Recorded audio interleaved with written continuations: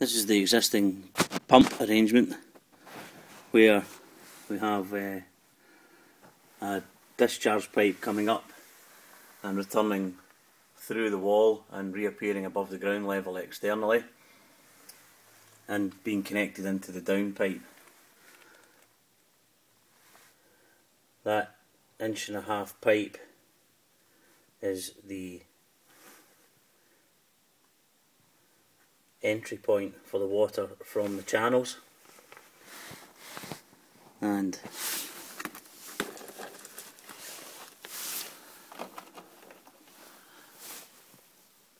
the pump is currently disconnected.